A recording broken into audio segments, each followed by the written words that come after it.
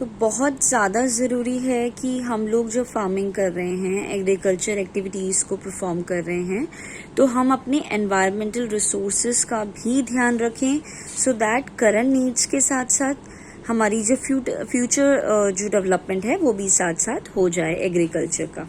ठीक है। तो जो हमारे जो केमिकल जो फर्टिलाइजर्स होते हैं ना, वो हमारे उसमें क्या होता है, बेसिकली वो मिनरल्स को प्रोवाइड कर देते हैं जो कि डिसॉल्व हो जाते हैं वाटर में, है ना, और वो ज़्यादा समय तक जो है ना वो प्लांट्स में नहीं रहते। ठीक है। तो वो रिटेन नहीं रहते हैं वो। ठीक है। तो ऐसे केस में वो धीरे धीरे करके जो है हम लोग कह सकते हैं कि वो मिक्स मैच हो जाते हैं वाटर के साथ, ग्राउंड वाटर को भी, फिर साथ साथ वो पॉल्यूट कर देते हैं एक तरीके से ना। तो जो हमारे जो केमिकल फर्टिलाइजर्स होते हैं ना, वो हमारे बैक्टीरियाज जो होते हैं और जो अदर माइक्रो जो ऑर्गेनिजम्स होते हैं सॉइल में जो प्रेजेंट होते हैं, तो वो उनको भी ख़त्म कर देते हैं एक तरीके से कम्प्लीटली। ठीक है। तो हमारा जो कंजम्पशन है केमिकल फर्टिलाइजर का वो सबसे ज़्यादा पाया जाता है पंजाब में। ठीक है। और जो कॉन्टिन्यूअस जो हम लोग यूज कर रहे हैं केमिकल फर्टिलाइजर्स, उससे बहुत ज्यादा डिग्रेडेशन हो रहा है सॉइल का, सॉइल की हेल्थ का। ठीक है। इसलिए बहुत ज्यादा जरूरी है कि हम उसको प्रोटेक्ट भी करें, बट हाँ, केमिकल फर्टिलाइजर्स लोग इस्तेमाल करते हैं ताकि प्रोडक्शन भी अच्छा हो, लेकिन इससे जो कॉस्ट होती है कल्टीवेशन की वो भी कहीं ना कहीं एक तरीके से राइज हो जाती है। ठीक है।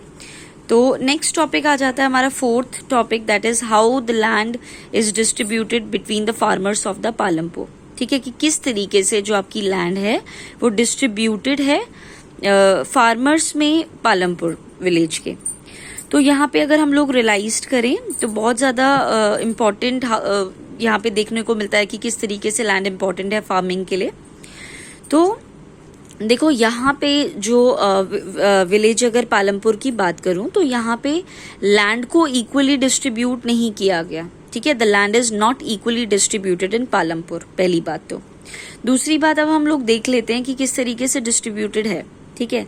तो और दूसरी बात ये भी कि अगर हम लोग बात करें लोगों की भी, तो पीपल जो हैं वो ज़्यादातर ठीक है एग्रीकल्चर में हैं, बट सभी पीपल एग्रीकल्चर में एंगेज नहीं हैं, क्योंकि कुछ कुछ आपके सेकेंडरी सेक्टर या टर्शरी सेक्टर में भी हैं।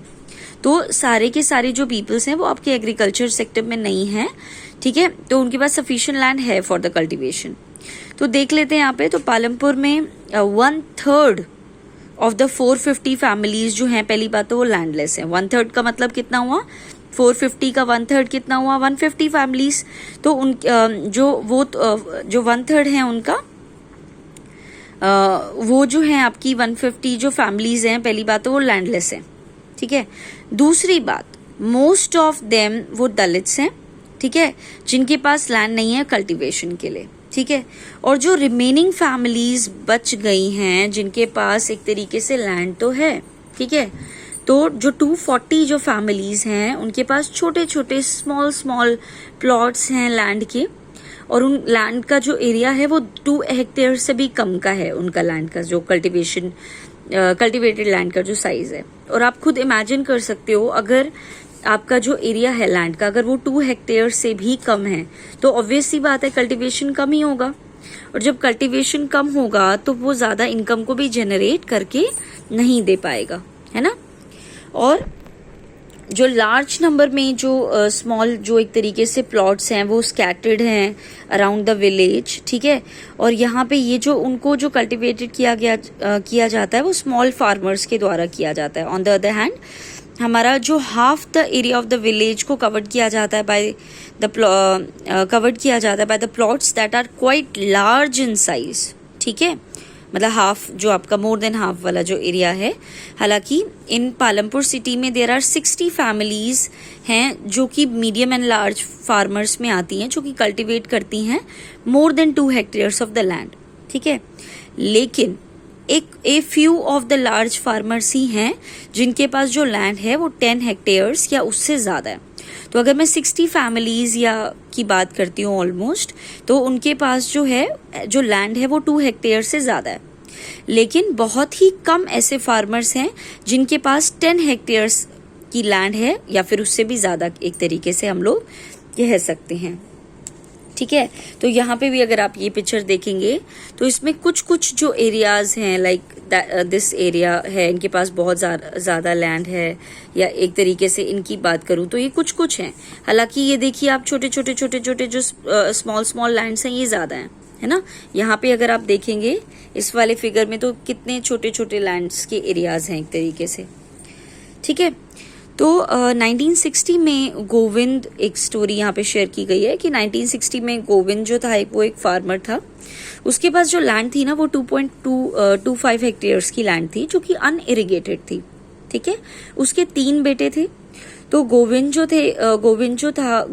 जो था वो कल्टीवेट किया करता था लैंड को, और वो बहुत ही मुश्किल से अपनी लाइफ को कंफर्टेबली जी पाता था, ठीक है। बहुत ही मुश्किल से वो फैमिली उनकी मैनेज कर पाती थी, और उनकी जो इनकम जो थी एक्स्ट्रा बिट अगर थोड़ी बहुत आ भी जाती थी वो इसलिए आ जाती थी क्योंकि उनके घर में बफेलो थी, तो वो उससे थोड़ी बहुत इनकम जनरेट कर पाते थे। और कुछ सालों बाद जब गोविंद की डेथ हुई तो जो लैंड था, क्योंकि उसके 3 बेटे थे, तो हर किसी को 0.75 हेक्टेयर्स हिस्सा मिल गया, ठीक है। इवन इम्प्रूव्ड इरिगेशन भी हुआ, मॉडर्न फार्मिंग मेथड्स भी हुआ, बट स्टिल गोविंद के जो सन थे वो इतना एबल नहीं कर पाते थे कि वो लिव कर सकें फ्रॉम देयर लैंड।